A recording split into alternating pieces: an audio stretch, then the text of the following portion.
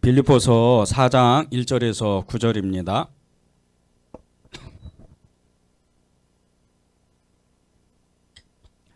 빌립보서 4장 1절에서 9절. 제 성경이 신약 성경 322쪽입니다.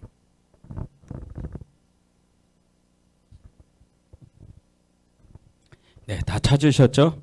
우리 같이 합독하겠습니다. 시작. 그러므로 나의 사랑하고 사모하는 형제들, 나의 기쁘며 면류관인 사랑하는 자들아, 이와 같이 주 안에 서라. 내가 유오디아를 권하고 순두개를 권하니 주 안에서 같은 마음을 품으라. 또 참으로 나와 멍에를 같이 한 내게 구하노니 복음에 나와 함께 힘쓰던 저 여인들을 돕고 또한 글레멘드와 그 외에 나의 동역자들을 도우라. 그 이름들이 생명책에 있느니라. 주 안에서 항상 기뻐하라. 내가 다시 말하노니 기뻐하라. 너희 관용을 모든 사람에게 알게 하라. 주께서 가까우시니라. 아무것도 염려하지 말고 다만 모든 일에 기도와 간구로 너희 구할 것을 감사함으로 하나님께 아뢰라. 그리하면 모든 지각에 뛰어난 하나님의 평강이 그리스도 예수 안에서 너희 마음과 생각을 지키시리라. 끝으로 형제들아, 무엇에든지 참되며 무엇에든지 경건하며 무엇에든지 옳으며 무엇에든지 정결하며 무엇에든지 사랑을 받을 만하며 무엇에든지 칭찬받을 만하며 무슨 덕이 있든지 무슨 기름이 있든지 이것들을 생각하라. 너희는 내게 배우고 받고 듣고 본 바를 행하라. 그리하면 평강의 하나님이 너희와 함께 계시리라. 아멘. 이 말씀이 여러분들에게 크게 임하고 실제 이루어지도록 정말 기도합니다. 빌립보서는 바울이 말년에 이제 로마 감옥에서 기록한 성경입니다. 우리가 너무나 잘 아는 성경이고, 이 빌립보서는 기쁨의 서신이라 그러죠. 이 정말 말할 수 없는 기쁨. 이 바울의 처지에서는 지금 기뻐할 수가 없는 이제 죽음을 앞둔 이 노년의 노고를 이끈 이 바울이 빌립보 성도들만 생각하면, 빌립보 교회만 생각하면 그렇게 말할 수 없는 하나님의 기쁨을 누리고, 또 그들의 얼굴 한 사람 한 사람을 생각하면 이 바울이 그렇게도 힘든 가운데도 너무나 큰 기쁨을 누렸던 것이 이 빌립보 교회 성도들을 향한 마음이었습니다. 그래서 그 마음을 가지고 빌립보서를 기록하게 됐는데, 이 빌립보서가 기쁨의 서신이라고 그렇게 말하는 겁니다. 그런데 이 기쁨의 서신이라고 부르는 그 이유가 있습니다. 그리스도 예수 안에서 누리는 기쁨을 알게 하시는 이 편지이기 때문에, 이 서신이기 때문에 그리스도 예수 안에서 누리는 그 기쁨을 우리도 이 성경을 읽고 묵상하고 기도하면서 그것을 누리라는 겁니다. 이 빌립보서는 정말 말할 수도 없습니다. 늘 성경을 읽을 때 여러 번 여러분이 이 성경을 읽고, 그리고 또 빌립보서를 계속해서 읽어 나아가고 또 읽고 또 읽고 또 읽으면 여러분 안에 말할 수 없는 이 기쁨이, 여러분 스스로도 모르게 기쁨이 굉장히 가득 차고 넘치게 됩니다. 바울이 그랬고요. 바울이 또 이 쓴 빌립보서를 읽으면서 또 이것을 묵상하고 주의 마음을 받는 믿음의 모든 사람들, 기독교 2000년 역사의 수많은 고난받는 사람, 고통받는 사람들이 이 빌립보서를 통해서 하나님의 위로를 받고 큰 힘을 받았습니다. 저는 여러분들이 할 수만 있다면 이 빌립보서를 계속 묵상하면서 정말 이렇게 구절구절마다 냉장고에도 붙여놓고, 또 정말 이 여러분의 차 안에도 글을 써서 이 말씀 요절을 써서 붙여놓고, 그렇게 계속 말씀을 묵상하고 또 외우고 요절을 그렇게 다시 한번 되뇌이면서 고백하면서 주님 앞에 정말 큰 기쁨을 누렸으면 좋겠습니다. 이 그리스도 안에서 누리는 기쁨, 빌립보서를 통해서 정말 우리에게 그리스도 안에서 누리는 이 기쁨을 누리라고 주님이 오늘 말씀하셨는데, 그 그리스도 안에서 누리는 기쁨이 사실은 교회를 세우는 기쁨입니다. 이 교회를 세우는 기쁨은 그것에 눈이 열리는 순간 정말 이루 말할 수 없는 하나님과의 그 동역, 하나님과의 그 친밀함, 이것을 이루 말할 수 없이 누린다는 겁니다. 교회를 세운다. 그냥 단순히 교회를 세운다. 교회를 어떻게 세우죠? 그냥 건물이 있고 어떤 이렇게 예배 장비가 있고 사람이 있고 그리고 성도들이 모여서 하나님을 찬양하고 말씀을 나누고 기도하고 교제하고 같이 밥을 먹고 전도하고 이것이 교회를 세우는 것일까? 물론 이제 그게 맞을 수도 있고 또 틀릴 수도 있습니다. 그런데 이 하나님의 교회를 세우는 것, 교회를 통해서 하나님의 기쁨을 누리는 것, 이것은 조금 더 깊은 하나님의 그 영적 차원이 있다는 겁니다. 교회를 통해서 하나님을 만나게 되고 그 하나님의 세계에 눈이 열리고 그 하나님의 세계에 눈이 열리면서 하나님이 하시고자 하시는 일들이 과연 어떤 일일까? 우리가 흔히 얘기하는 선교, 전도, 구제 이런 일들을 하나님이 어떤 모습으로 그 교회들마다 어떤 교회는 선교에 정말 엄청난 문이 열리고 어떤 교회는 전도에 큰 역사가 일어나고 어떤 교회는 정말 이 구제 사역 가운데 하나님의 기름 부음이 엄청나게 부어져서 하나님의 역사가 그 교회에 크게 일어나는 그런 일들로 인해서 이 교회가 부흥한다는 겁니다. 어떤 교회는 또 제자훈련을 정말 체계적으로 해서 그 제자훈련을 통해서 또 교회가 부흥하는 교회도 있고 어떤 교회는 강권적인 어떤 성령의 역사로 성령의 정말 초자연적인 그 기적과 이적과 표적 이런 것을 통해서 하나님의 그 은사들을 통해서 교회가 부흥하는 교회도 있습니다. 이런 여러 교회의 그 부흥, 그리스도 안에서 누리는 이 기쁨, 교회를 세우는 기쁨은 사실 그것을 넘어서 더 영적으로 깊은 차원에 들어가면 하나님을 만나고 그분과 그분의 일을 내가 동역한다는 큰 기쁨이 임한다는 겁니다. 이것을 체험하는 순간 하나님의 일을 하나님과 함께한다는 이것을 체험하는 순간서부터 우리는 우리의 생명이 다하는 그날까지 우리의 그 믿음이 다하는 그날까지 주님이 부르시는 그날까지 한 번도 기쁨을 놓치지 않고 하나님의 구원의 감격, 하나님의 그 부르심의 소망의 그 감격을 놓치지 않고 끝까지 믿음으로 달려갈 수 있다는 겁니다. 바울이 그랬고요. 베드로가 그랬고 믿음의 모든 증인들이 그렇게 하나님의 기쁨을 누리면서 교회를 세우는 이 하나님과 동역하는 그 기쁨 때문에 이루 말할 수 없는 기쁨을 누린 거죠. 감옥에 갇히고 매를 맞고 또 여러 번 정말 목숨이 위험했던 그런 순간들도 오는데 그런 모든 것이 한순간에 지나가 버리고 이 바울이 고백했던 것은 달려갈 길을 마치고 그리스도의 푯대를 향해서 자기는 계속 끝까지 가겠다. 이렇게 고백하는 것은 하나님의 기쁨, 교회를 세우는 이 하나님과 동역하는 그 기쁨 때문에 그렇다는 겁니다. 1절을 보겠습니다. 그러므로 사랑하고 사모하는 형제들 나의 기쁨이요 면류관인 사랑하는 자들아 이와 같이 주 안에 서라. 사랑하고 사모하는 형제들이라고 빌보 성도들을 향해서 바울이 그렇게 고백을 합니다. 그런데 그 사람들을 그 교회를 그 성도들을 빌립보 교회의 성도들 그 형제들을 한 사람 한 사람 생각할 때 이 바울이 누렸던 기쁨은 나의 기쁨 이 말할 수 없는 기쁨이 면류관이라는 거예요. 자기의 면류관.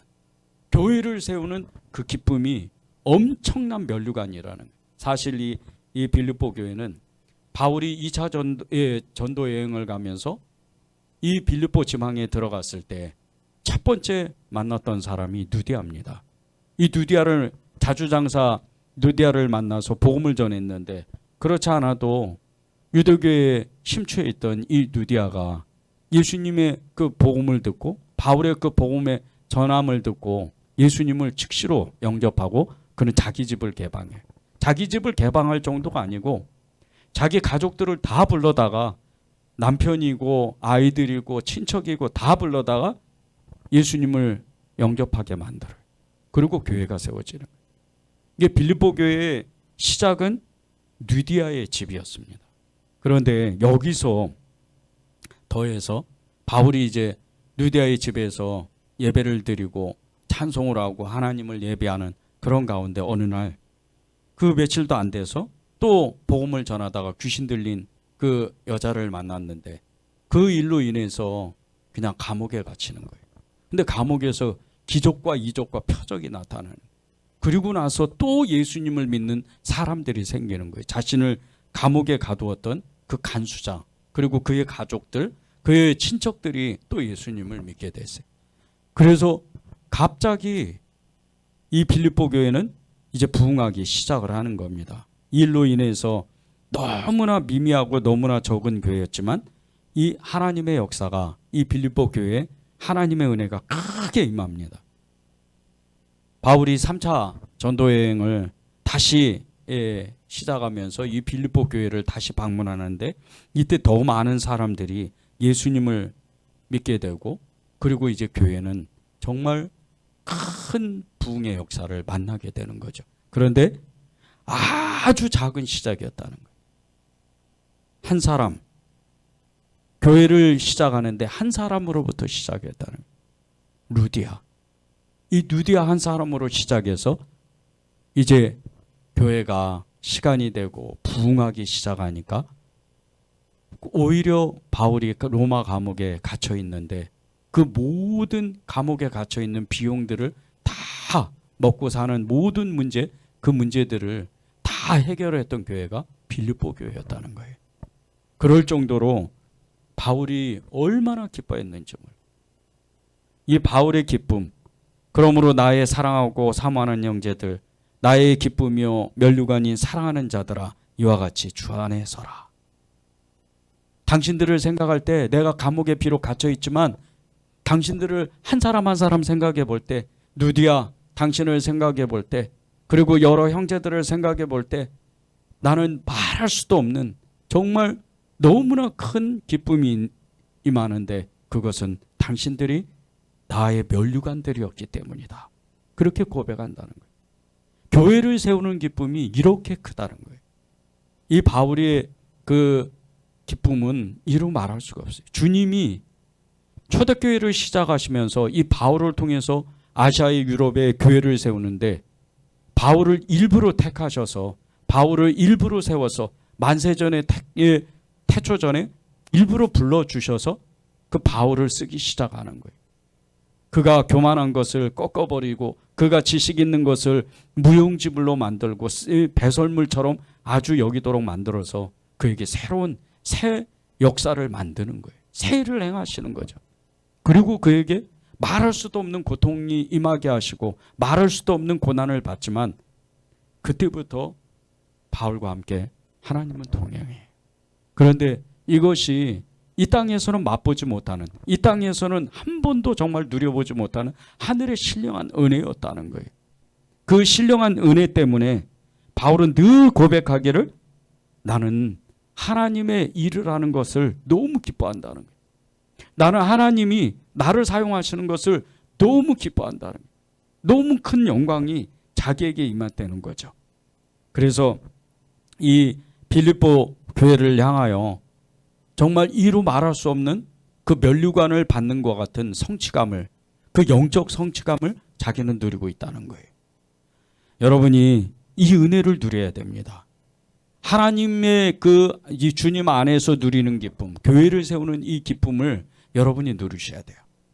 그래야 여러분 안에 영적인 새로운 눈이 열리는 거예요. 하나님을 더 깊이 체험하고 하나님의 역사를 만드는 거죠. 모세가 하나님 앞에 부름을 받았을 때 처음에는 정말 떨기금 나무 가운데에서 하나님의 그 초자연적인 역사를 봤어요. 그리고 하나님의 말씀을 듣고 주님을 만났는데 주님의 그 얼굴은 보지 못했어요. 그런데도 불구하고 하나님의 그 임재 가운데 자신도 모르게 신발을 벗고 하나님을 경배하고 찬양하는 거예요. 그런데 이 일이 그 모세의 어마어마한 그 앞으로의 역사, 앞으로의 그 어마어마하게 그 엄청난 일들, 기적과 이적과 표적의 그 일들의 시작에 불과하다는 거예요. 하나님의 역사로 이 애굽 땅에 이집트 땅에 10번의 기적을 만들고 끝내는 정말 생명을 하나님이 주관하시는 놀라운 역사. 이집트의 모든 장자는 이 짐승서부터 어린아이까지 다 생명을 앗아가는 그런 엄청난 일들로 겪는가, 또 겪고 나서 바다가 갈라지는 이런 역사가 엄청나게 일어난다는. 저는 성지순례를 정말 오랫동안 기도했는데 저희 이 지방에서 이제 한 1년 한 8개월 뒤면 성지순례를 갈 것 같아요. 그런데 이제 여러 조사를 이렇게 이제 조사를 했는데 이스라엘이 아니고, 제가 가고 싶은데 예루살렘인데 이스라엘이 아니고 다른 지역을 이렇게 이제 가는 것 같아요. 거의 이제 그런 쪽으로 기울었더라고요.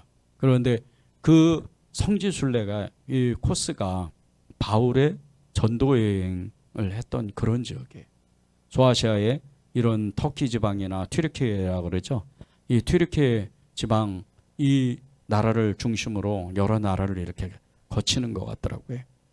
근데 하나님이 왜 이렇게 제 생각과 그리고 다른 방향으로 성지순례를 시작하게 만드실까? 며칠 기도했죠. 며칠 기도하는데 하나님이 그런 마음을 주시는 거예요. 네가 정말 교회를 세우려면 그 교회를 먼저 세웠던 그 믿음의 증인들의 발자취를 네가 봐야 된다. 그때 순간적으로 깨달았어요.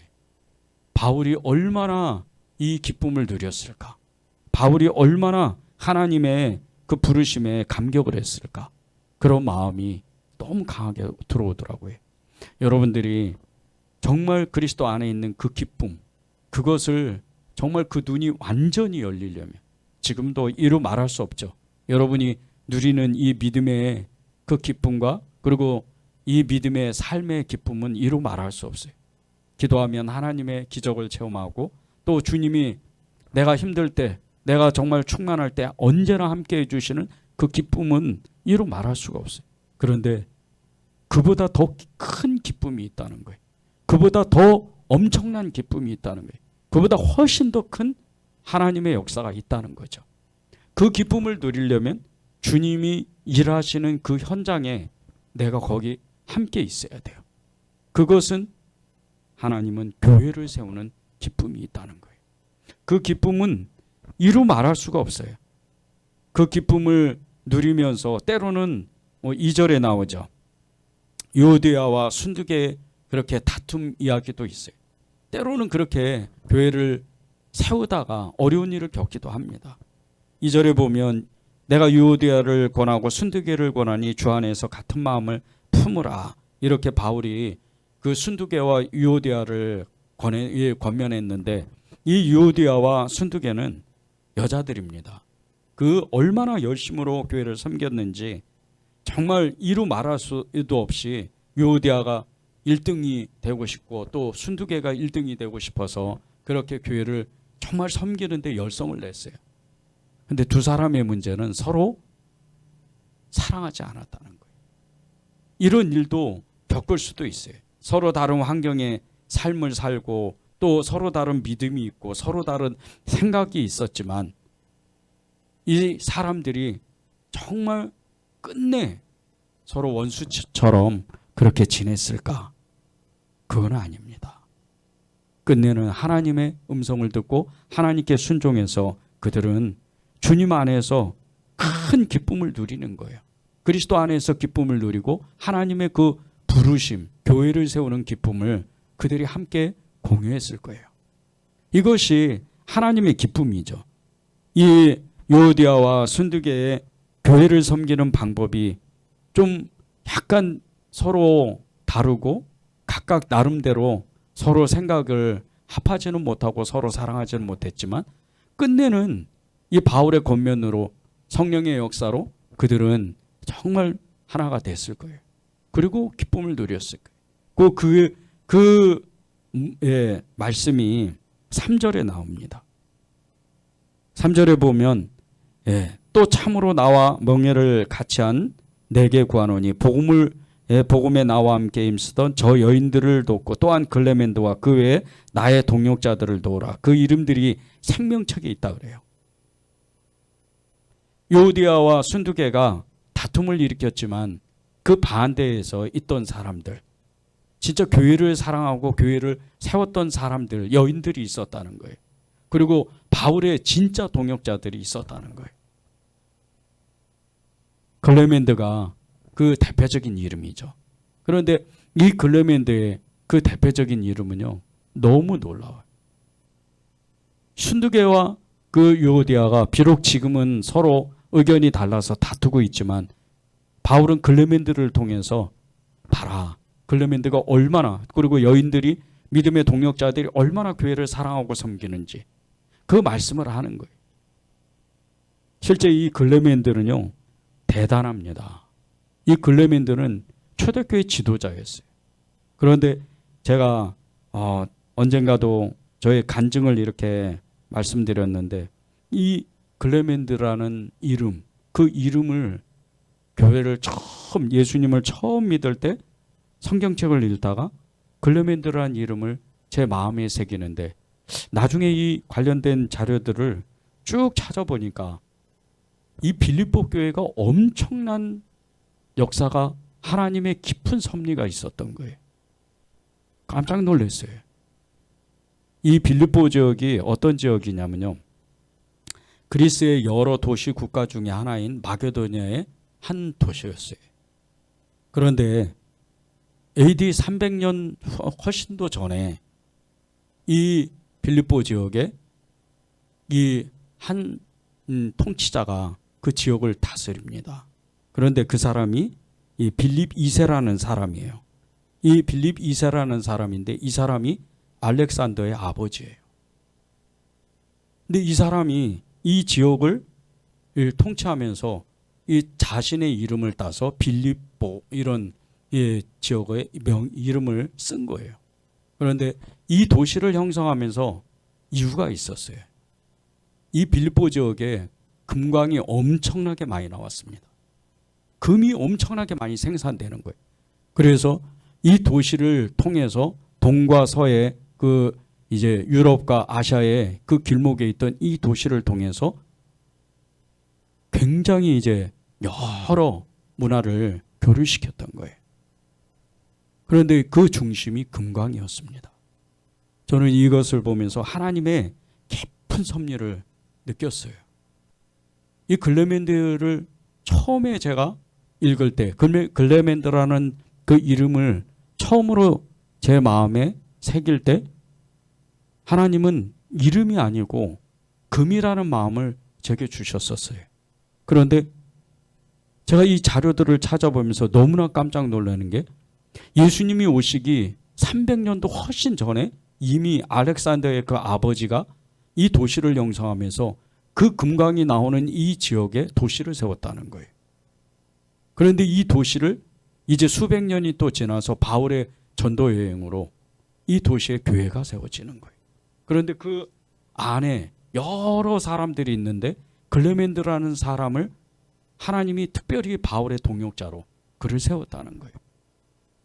저는 이것을 보면서, 그러면 이 글레멘드가 왜 나에게 이렇게 그 여러, 아브라함을 비롯해서 정말 이 바울까지, 그리고 여러 이름들이 나오는데 왜 글레멘드라는 이름이 제 마음에 새겨졌을까? 전에도 제가 말씀드린 것처럼 어느 날 꿈을 꾸는데 정말 하나님이 제게 너무 놀랍게 어느 그 큰 이런 이제 유명한 어떤 성이 다 폭파가 되고 그 안에서 기둥들이 다 무너지는데 제가 무언가를 계속 긁어가지고 어깨에다 메고 나오는 이런 꿈을 꿨다고. 그런데 나와 보니까, 그 성을 나와 보니까 그 벗겨서 어깨에 짊어지고 나온 것이 다 금이었다고. 그런데 그때의 말씀이 떠오르는 것이 솔로몬의 성전에 대한 하나님의 마음을 느꼈다고. 그렇게 말씀을 나누고 그 꿈을 나누었습니다. 그런데 이것이 이상하게 영적으로 그것이 다 이렇게 마치 이렇게 퍼즐을 맞추는 것처럼 조립이 되는 거예요. 너무 놀랐던 게, 하나님이 나에 대한 부르심, 저에 대한 부르심이 교회를 세우라는 부르심이었구나. 그것을 정확하게 알게 됐어요.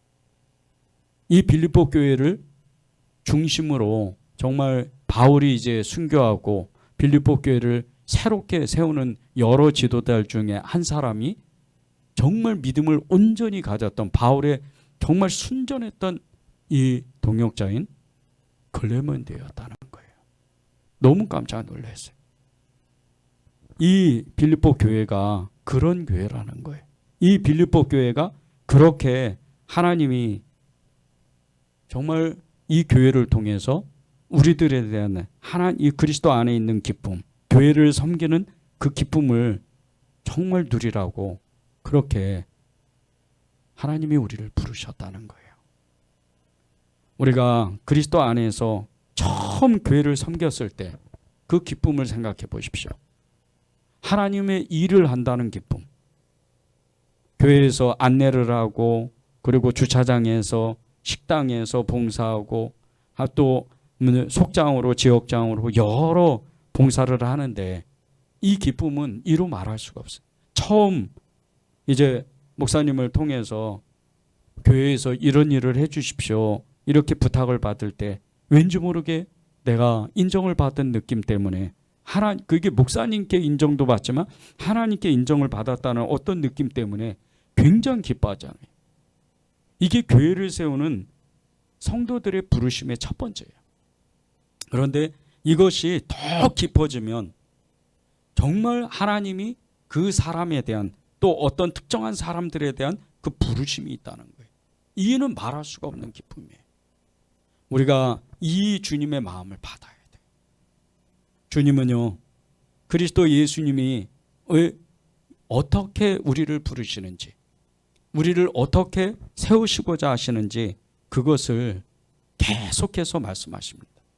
그런데 보세요. 빌립보서 2장 5절에 보면요, 너희 안에 이 마음을 품으라. 곧 그리스도 예수의 마음이니. 6절입니다. 그는 근본 하나님의 본체시나 하나님과 동등됨을 취할 것으로 여기지 아니하시고. 7절. 오히려 자기를 비워 종의 형체를 가지사 하나님과 사람들과 같이 되셨고. 8절입니다. 사람의 모양으로 나타나사 자기를 낮추시고 죽기까지 복종하셨으니 곧 십자가에 죽으심이라. 그리고 이제 9절부터 쭉 나오는 게 예수님의 이름이 얼마나 뛰어난지에 대해서 나와요. 하나님의 기쁨을 누리는 사람이 예수님 안에 있으면, 그리스도의 마음을 품으면 하나님이 그 사람을 낮추지만 끝내는 하나님의 이름이, 그 예수님의 이름이 모든 이름에 뛰어난 이름이 되고 하늘과 땅의 모든 자들이 그 이름 앞에 무릎을 꿇게 하신다는 거예요. 이게 교회를 세우는 사람들의 하나님의 영광, 그 면류가 아니에요. 바울이 그것을 안 거예요. 바울이 그것을 정말 믿음으로 그것을 취한 겁니다. 절대 교회에서 싸우지 마라. 교회에서는 절대 누구를 무슨 지식을 자랑하고 부를 자랑하고 또 어떤 능력을 자랑하고 그렇게 하지 마라. 교회는 오직 서로를 사랑하고 섬기고 봉사하는 것이다. 이게 교회를 세우는 거라는 거예요. 그런데 이 바울이 빌립보 교회 성도들을 향해서 정말 그리스도 예수님의 마음을 품으면 언젠가는 당신들의 이름이 예수님의 이름과 같이 그렇게 높임을, 그렇게 인정을 그렇게 받는다는 거예요. 많은 사람들이 교회를 세우면서 교회의 증인이라고 그래요. 교회의 증인이라고 그러는데 이 교회의 증인들은 정말 하나님이 특별하게 사람들을 세워요. 교회가 처음부터 큰 교회가 안 됩니다. 큰 교회는 없어요. 처음에는 아주 작아요. 처음에는 너무나 작은 거예요. 이 빌립보 교회처럼 누디아 한 사람으로 시작을 하는 거예요. 그런데 그 누디아가 믿음으로 바울과 동역을 해요. 클레멘드가 믿음으로 바울의 동역자가 돼요. 그의 여인들이 믿음으로 바울의 동역자가 되는 거예요. 그 일로 인해서 나중에는 바울이 너무나 고난 중에, 너무나 힘든 중에 하나님의 그 말할 수 없는 그 영광의 자리에 있을 때 그와 함께해요. 교회가. 클레멘트도 그렇죠. 그 여러 믿음의 사람들, 그의 여인들, 그리고 누디아가 그 옆에서 늘 그를 살펴주는 거예요. 교회가 엄청나게 부흥하는 거죠. 물론 숫자는 작을 수도 있어요. 그러나 이 교회는 하나님이 눈여겨서 보시는 소아시아의 7교회 중에 한 교회가 되는 거예요. 하나님이 늘 그 소아시아에 있는, 유럽에 있는 그런 교회가 되는 거예요. 하나님이 기억하시고 그 이름을 늘 부르시는 그런 교회가 되는 거죠. 하나님께서 특별히 어떤 사람을, 한 사람을 부르셔서 교회를 세우고 세상 가운데 그리스도의 그 이름을 떨치게 하는 거는요, 너무나 큰 영광이에요.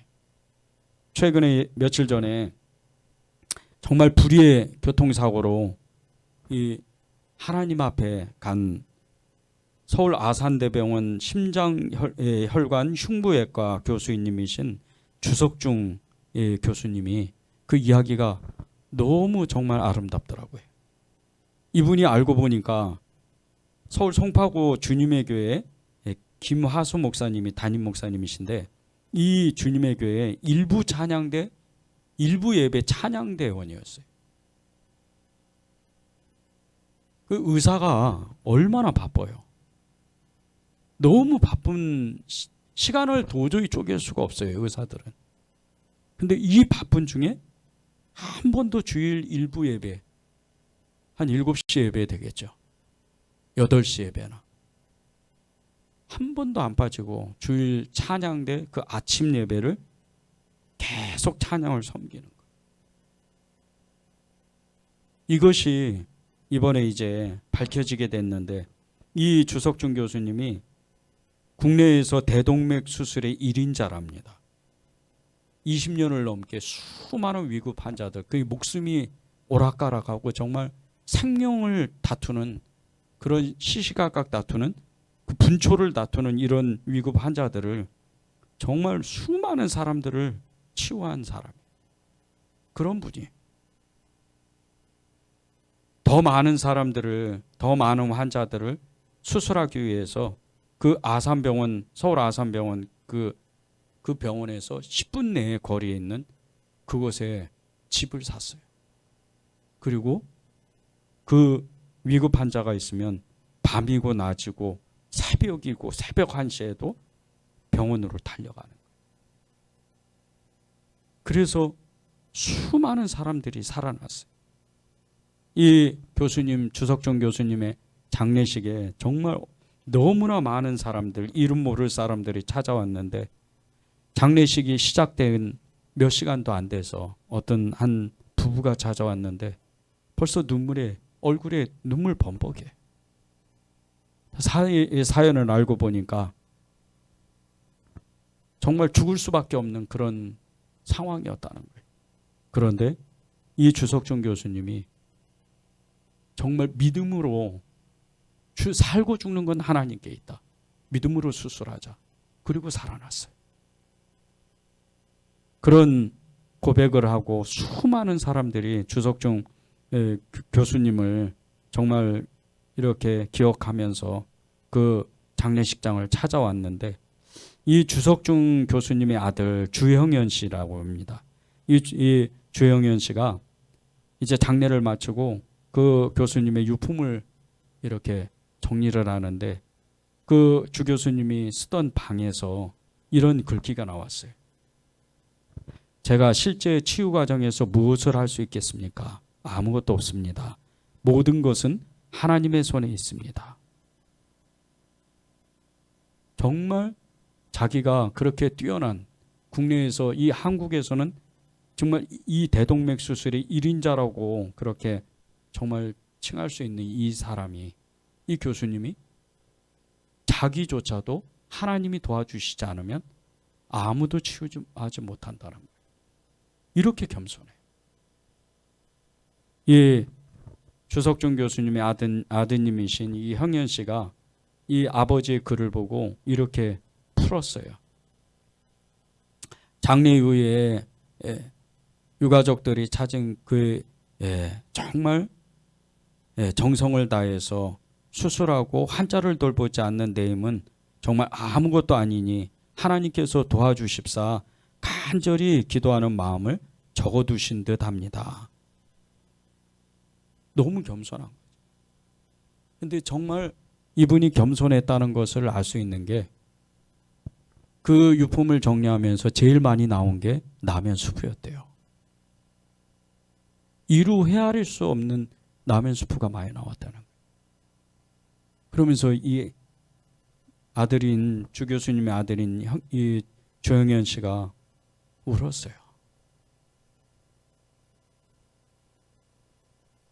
그렇게 라면을 끓여 먹을 수도 없고 생라면을 먹어가면서 이름 모를 환자들, 위급 환자들을 치유했던 자신의 아버지의 그 마음이 어떤 마음이었을까? 한 영혼을 천하보다도 정말 귀히 여기시는 주님의 마음을 품었다는 거예요. 이 교수님이. 그래서 교회에 그렇게 애를 쓰고 수고를 하는 거예요. 이 주 교수님의 그 기도문, 아까 그 기도문 가운데요, 맨 끝에 보면 모든 것은 하나님의 손에 있습니다. 이 뜻은요, 사실은 이 하나님의 손은요, 영어로 우리가 풀어보면 The hand of the Lord라는 이 편을 써요. 하나님의 손이 정말 강합니다. 그 표현이에요. 하나님의 강권적인 영향력, 능력에 찬 하나님의 그 후원이라는 뜻이 있대요. 이것은 겸손한 의인에게는 하나님의 도우심이 언제나 주의 은총으로 그의 손에서 하나님의 능력이 나타난다는 뜻이라. 이 주 교수님이 얼마나 하나님 앞에 그리스도 안에서 그 안에서 누리는 그 기쁨을, 하나님과 동역하는 그 기쁨을 누렸으면 거의 100%에 가까운 그 정말 이 성공률을 자랑하면서 국내에서 대동맥 수술의 1인자로 그가 이름을, 명성을 얻었던 것은 언제나 수술의 그 자리에 하나님의 손이 그의 손을 붙잡았다는 거예요. 그만큼 하나님과 동역하는 것을 너무 기뻐했다는 거예요. 이런 사람은요, 다툼의 그 현장을 화해의 현장으로 만들고 불안과 염려의 현장을 환희와 소망, 기쁨의 현장으로 만드는 사람이에요. 이런 사람들은요, 그 3절에 나오죠. 또 참으로 나와 함께 멍에를 같이 한 내게 구하노니 복음에 나와 함께 힘쓰던 저 여인들을 돕고 또한 글레멘도와 그 외에 나의 동역자들을 도우라. 그 이름들이 생명책에 있느니라. 바울의 동역자인 이 글레멘들을 중심으로 여러 여인들이 맨 끝에 가보면 그 이름들이 생명책에 기록됐다는 거예요. 주 교수님이 그렇죠. 주 교수님이 함께 믿음에 동역했던 많은 사람들이 또 있을 거 아니에요. 그 예수 믿는 사람들이 하나님의 손에 붙잡혀서 예수님의 그 생명책에, 주님의 생명책이 기록되는 거예요. 이것에 눈이 우리가 열려야 돼요. 저는 여러분들이 이 은혜제일교회를 정말 전심의 마음으로 하나님의 마음을 품고 그분의 마음을 구하면서 교회를 섬겼으면 좋겠어요. 하나님이 이 은혜제일교회 반드시 그 때가 되면 하나님이 역사하시는 그 은혜의 시간들이, 그 문이 열릴 거예요. 그런데 그것은요, 제가 하는 게 아니에요. 목사가 하는 게 아닙니다. 목사는 목양을 하는 거예요. 진짜 일을 하는 것은 여러분들이에요. 여러분 한 사람 한 사람이 이 교회를 세우는 거예요. 목사가 교회를 세우는 게 아닙니다. 많은 사람들이 착각을 해요. 목사는 목양을 하는 거예요. 말씀을 전하는 거예요. 가르치는 거예요. 진짜 교회를 세우는 사람들은 성도들 한 사람 한 사람이에요. 그 눈이 열려야 돼요. 많은 사람들이 목사님이 교회를 세우는 줄 알아요. 엄청난 카리스마와 대단한 능력, 제자 훈련, 전도, 선교, 부재 이런 것을 통해서 교회가 세워지는 줄 알아요. 아니에요. 그것은 당연한 일을 하는 거예요. 주님이 그것을 명령하셨기 때문에 그 일들을 하는 거예요. 그런데 교회를 세우는 것은 절대 몫이 아닙니다. 여러분들이요. 여러분이 세우는 거예요. 여러분들이 교회에 마음을 두고 여러분들이 교회를 사랑하기 시작하면 교회는 그때부터 세워지는 거예요. 다른 게 아니에요. 애쓰고 수고하고 이러는 게 아닙니다. 교회를 사랑하는 거예요. 그냥 이 교회가 내 교회다. 그런 마음으로 교회를 사랑하기 시작하면 그 마음이 교회와 연합하게 되면 그 사람을 통해서 교회가 밝아지기 시작해요. 기쁨이 임하기 시작해요. 그때부터 많은 사람들이 여러분 한 사람 한 사람을 통해서 무슨 기쁜 일이 있어요? 좋은 일이 있어요? 이러면서 교회를 찾아오는 거예요. 그게 교회가 부흥하는 거예요. 우리가 전도할 때, 우리가 어려운 사람을 섬길 때, 선교할 때 그것은요. 주님이 그냥 우리에게 명령하셨기 때문에 하는 일들이에요. 물론 그 일들로 통해서 교회는 일어나요. 그러나 진짜 부흥이 일어나는 것은 여러분들의 모임, 여러분들의 그 헌신, 기쁨, 그 감사를 통해서 교회가 일어나게 돼 있는 거예요. 저는 여러분들이 그런 은혜를 정말 충만하게 그렇게 누리시기를 바랍니다. 4절 5절을 보십시오. 주 안에서 항상 기뻐하라. 다시 말하노니 기뻐하라. 너희 관용을 모든 사람에게 알게 하라. 주께서 가까우시니라. 하나님의 주 안에서 기뻐하는 사람, 하나님의 그 믿음의 하나님과 동역하는 기쁨을 누리는 사람이 보세요. 끝절에 보세요. 5절 그 시작하는데 너희 관용을 모든 사람에게 알게 하라. 주께서 가깝다. 모든 사람을 사랑하고 모든 사람을 이해하고 모든 사람을 용서하는 그런 사람이라는 거예요. 이런 사람이 교회에 한 사람만 있어도요. 클레멘트가 그랬죠. 루디아가 그랬죠. 그의 여인들이 그랬죠. 그런 사람들을 통해서 교회는 엄청난 부흥의 역사가 일어나는 거예요. 바울이 감옥에 갇혔지만 하나도 걱정 안 할 정도로 오히려 고맙다고 얘기할 정도로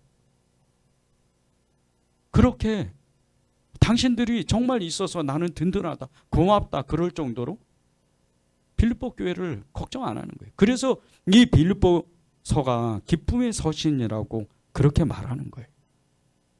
지난 5월 26일에요. 금요성령 집회 때 우리가 말씀을 이렇게 계속 매주마다 나누는데 그날 기도 제목이 구원의 증거 기쁨이라는 기도 제목으로 말씀을 나눴어요. 그때 나눈 말씀이 그리스도인들은 선한 영향력을 주는 사람들이다. 그렇게 나누면서 예수의 이름은 삶의 선한 능력으로 그리스도의 삶 속에서 나타나는 그 영향력, 그 세상을 이기는 힘이다고 그렇게 나눴습니다. 여러분들이 세상 가운데 나아갈 때 그런 능력을, 그런 영향력을 끼치는 그런 기쁨을 전해주는 그런 사람들인 거예요. 그래서 사람들이 무슨 좋은 일이 있어요? 그렇게 자꾸 물어보다가 혹시 예수 믿는 사람 아니냐고, 교회 다니지 않냐고 그냥 지남철처럼 저절로 따라오는 거예요. 그냥. 왜? 성령의 감동이 이끌리심에 받아서 성령의 이끌리심으로 여러분을 따라와서 특별하게 전도 안 하네. 사실 그게 진짜 전도죠. 관계 전도라고 그래요. 그냥 잘해주고 그 고민을 들어주고 그리고 그들과 함께 했더니 전도가 돼버린 거예요. 왜? 그런 일이 일어나냐면요. 여러분 안에 하나님의 기쁨이 있어서 그래요. 여러분 안에 하나님의 그 함께 하시는 놀라운 능력들, 그 선한 영향력들이 계속해서 일어나는 거예요.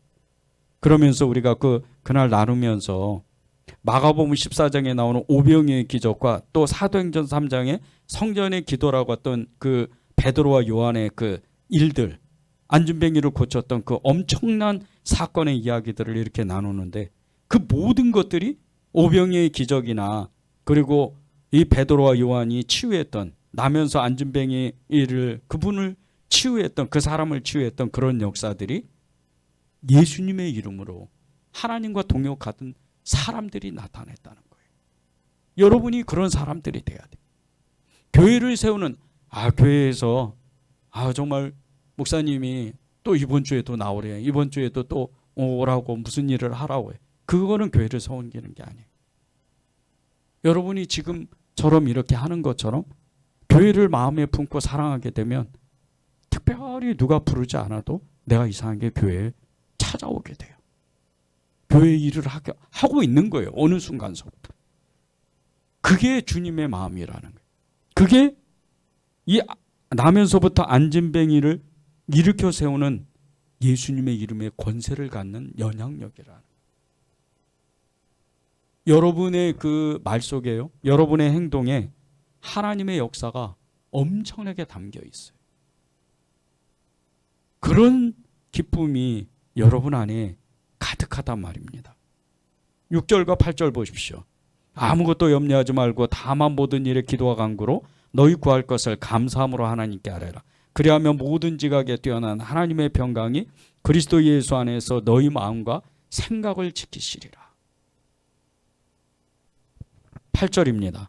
끝으로 형제들아 무엇이든지 참되며 무엇이든지 경건하며 무엇이든지 옳으며 무엇이든지 정결하며 무엇이든지 사랑을 받을 만하며 무엇이든지 칭찬받을 만하며 무슨 덕이 있든지 무슨 기림이 있든지 이것들을 생각하라.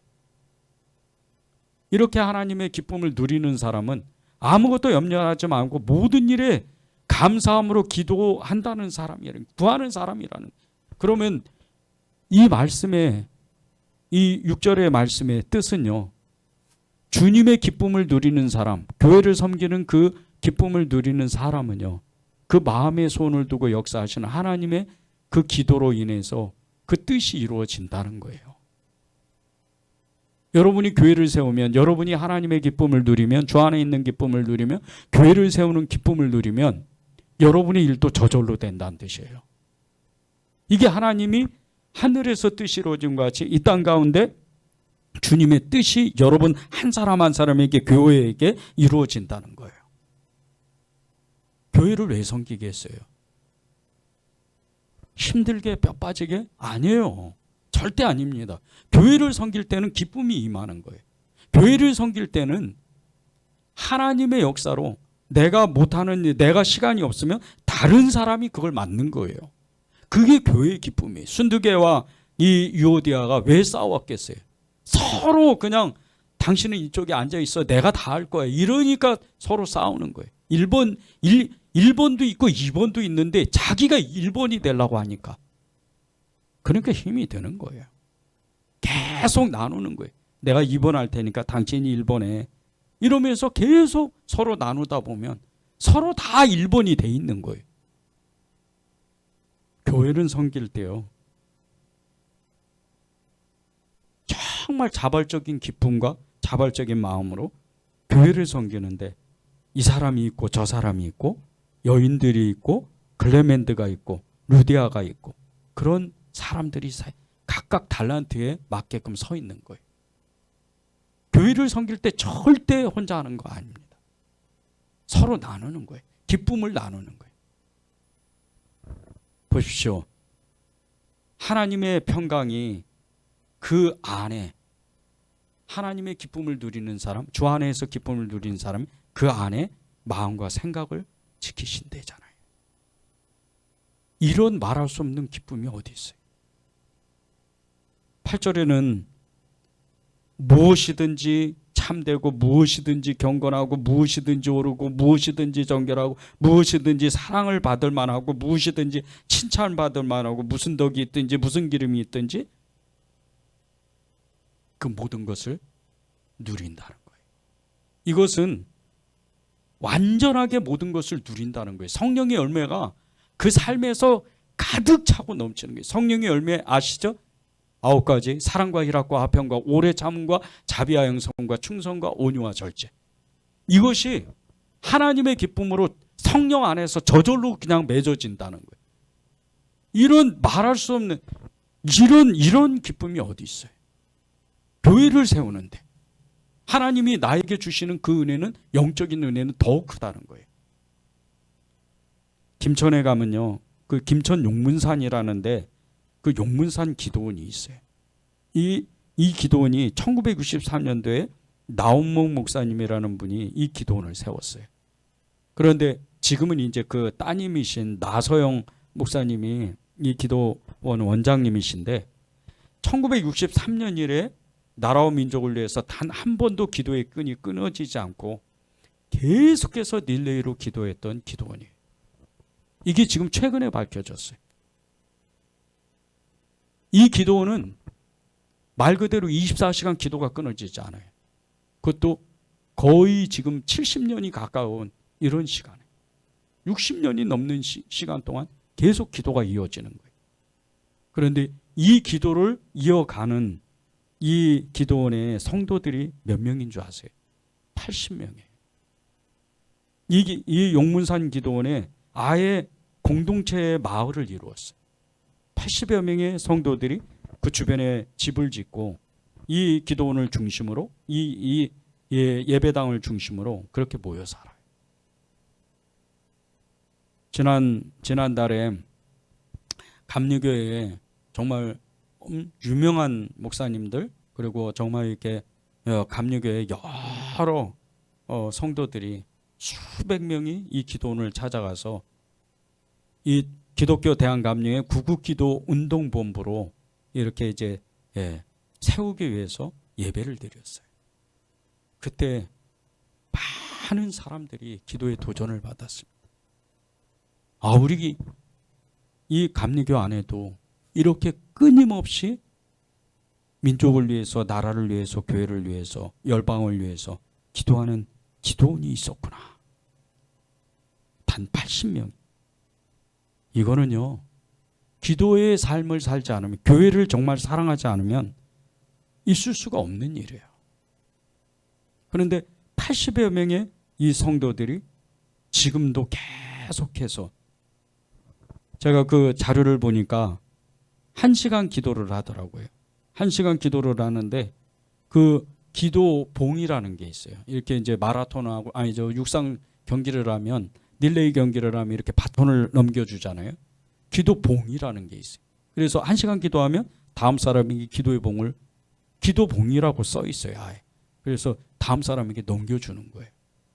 그러면 그 사람이 또 받아서 1시간 기도하고 또 다른 사람에게 넘겨주는 거예요. 근데 낮에는 그렇다고 해도 밤에 11시서부터 새벽 5시까지 뭐 이런 시간에 이때도 계속 기도를 해야 될 거 아니에요, 누군가가. 그런데 60년이 넘도록 이 기도가 끊어지지가 않았다. 얼마나 교회를 사랑했으면 아예 그냥 이사를 가서, 이 80여 명의 성도들 중에요 30대의 젊은 이 부부들도 몇 가정이나 돼요. 부모를 따라가서 어렸을 때 이 마을에 들어갔는데, 이 용문산 기도원을 들어갔는데 나이가 먹고 직장 생활을 이제 공부를 하고 직장 생활을 하는 중에 또 하나님의 마음을 받아서 그 부모님의 그 유지를 받들어서 헌신하러 또 들어갔다는 거예요. 얼마나 교회를 사랑하며. 마태복음 6장 33절에 주님이 이렇게 말씀하셨습니다. 너희는 먼저 그의 나라와 그의 의를 구하라. 이 말씀이 실제로 이 용문산 기도원의 성도들에게는 실제예요, 실제. 우리가 정말 교회를 사랑하는 건요, 그냥 교회를 마음에 품으면 돼요. 저는 여러분들이 정말 주 안에서 누리는 기쁨, 교회를 섬기는 기쁨, 이 기쁨을 정말 충만하게 누렸으면 좋겠어요. 전 여러분들을 위해서 기도할 때 정말 끊이지 않고 빠지지 않고 기도하는 게 있어요. 여러분의 그 삶이 축복되도록 정말 기도를 많이 합니다.